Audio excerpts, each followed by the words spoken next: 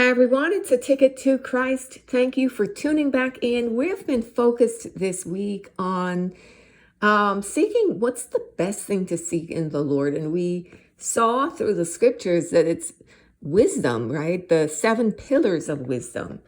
And, which include things like the fear of the Lord, understanding, counsel, prudence, things like equity, subtlety, good judgment, knowledge of the holy, things along those lines.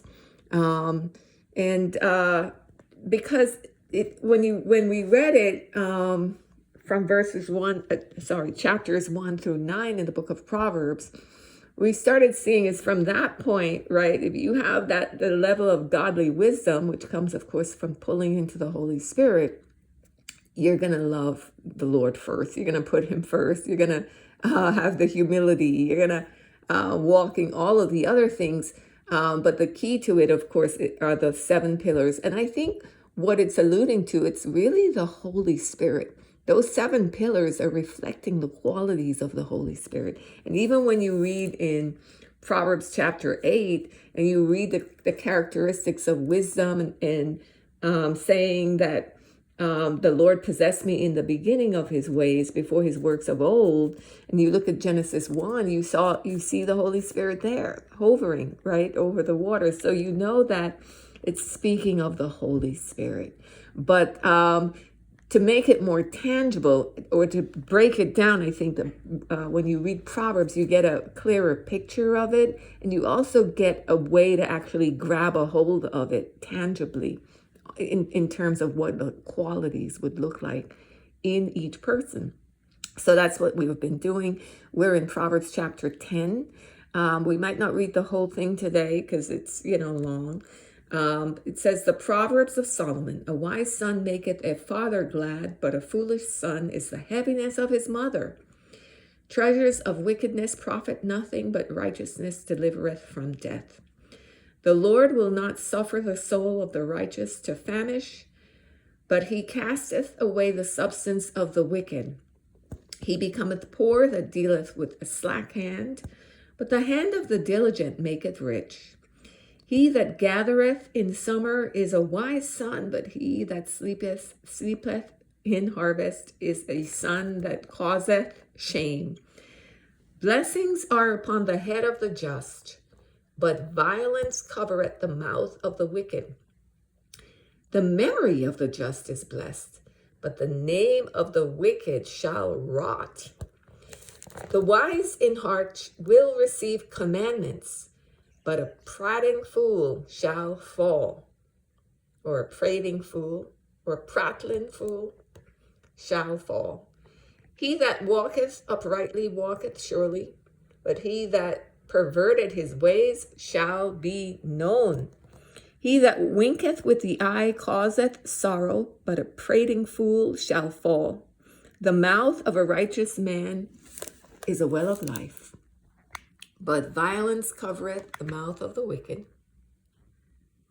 Hatred stirreth up strifes, but love covereth all sins. In the lips of him that hath understanding, wisdom is found, but a rod is for the back of him that is void of understanding. Wise men lay up knowledge, but the mouth of the foolish is near destruction.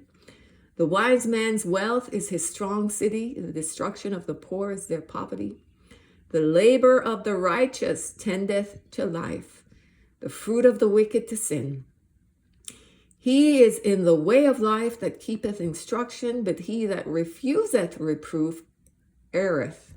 He that hideth hatred with lying lips, and he that uttereth a slander is a fool. In the multitude of words there wanteth not sin, but he that refraineth his lips is wise. The tongue of the just is as choice silver, the heart of the wicked is little worth. The lips of the righteous feed many, but fools die for want of wisdom. The blessing of the Lord, it maketh rich, and he addeth no sorrow with it. It is as sport to a fool to do mischief, but a man of understanding hath wisdom. The fear of the wicked, it shall come upon him, but the desire of the righteous shall be granted. As the whirlwind passeth, so is the wicked no more, but the righteous is an everlasting foundation. As vinegar to the teeth and as smoke to the eyes, so is the sluggard to them that send them. The fear of the Lord prolongeth days, but the years of the wicked shall be shortened. The hope of the righteous shall be gladness, but the expectation of the wicked shall perish. The way of the Lord is strength to the upright. I love that. But destruction shall be to the workers of iniquity.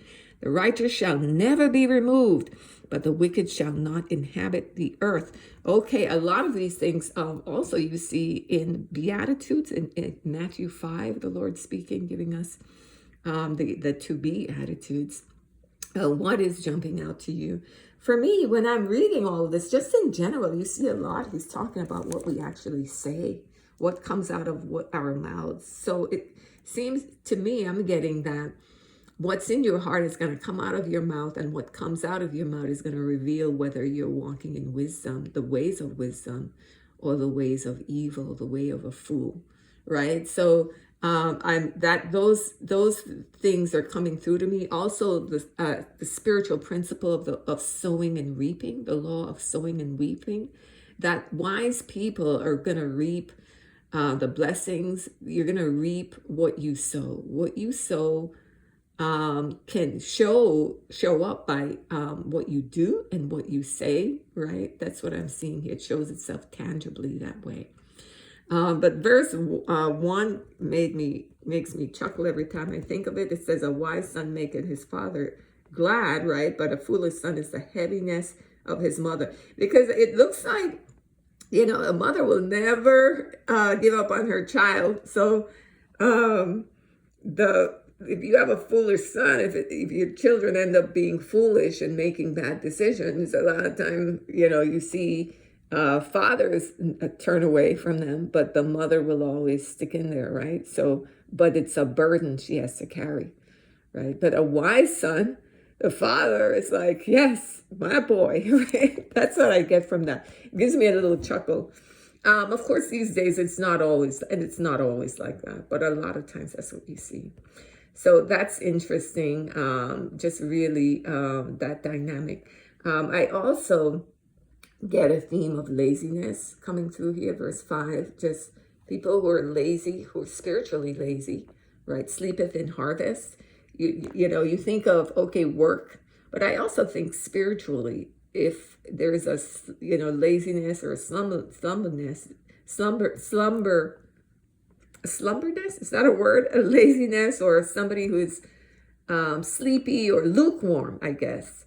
That is going to reap a negative consequence as well. And then you think as well as legacies coming through here, the memory of the just being blessed, but the name of the wicked shall rot. So the memory of the righteous is eternal, right? But the memory of the wicked, every time you think of them in a bad way. You think, it stirs up cursing.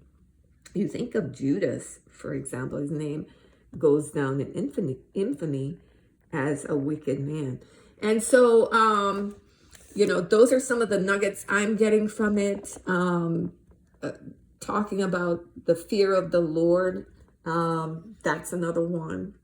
Just the importance of the fear of the Lord, that it actually adds life, right? The way of the Lord, verse 29, which I love, is strength to the upright. It's like when you're walking in the qualities and the ways of the Lord and resisting evil, it strengthens the presence of the Holy Spirit in your journey. That's what I get from that. So this is it from me, beloved. We'll pick it up again tomorrow. Have a great day.